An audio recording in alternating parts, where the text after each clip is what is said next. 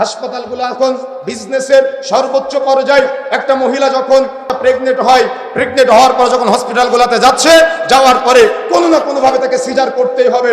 Normal delivery হসপিটালগুলোতে আজকে করাই হয় না। এমন কিছু ঔষধ প্রয়োগ করে মায়ের পেটের মধ্যে বাচ্চাকে বড় করে ফেলা হয়। তখন যেই বাচ্চা হওয়ার সময় চলে আসে, তখন বিভিন্ন রকম তাল বাহানায় হয়তো বলবে বাচ্চা উল্টা হয়ে আছে, না হয় বলবে পানি নাই, না হয় বলবে নাড়ি জড়িয়ে আছে। এই কথা বলে 40,000 টাকার দাও একটা সিজার করে, অথচ তার পুরো জীবনটা ধ্বংস করে দিচ্ছে একজন মা এবং একজন বোনের। এই জন্য এগুলা থেকে ফিরে আসতে হবে। তারপরে যদি আপনি দেখেন, প্রত্যেক ডক্টর দেখাতে যাওয়ার সময় দেখবেন ডক্টরের রুমের সামনে একজন লোক দাঁড়ায় থাকে, কোম্পানির প্রতিনিধি। ঔষধ ভালো হোক আর খারাপ হোক সেটা দেখার বিষয় না। ওই কোম্পানির ঔষধ যদি আপনি দেন, তো ডাক্তার গাড়ি পাবে, ডাক্তার বাড়ি পাবে, ডাক্তার ফ্ল্যাট পাবে।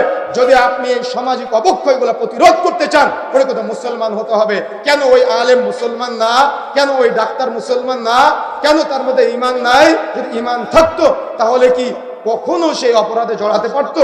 অসম্ভব, সম্ভব নয়।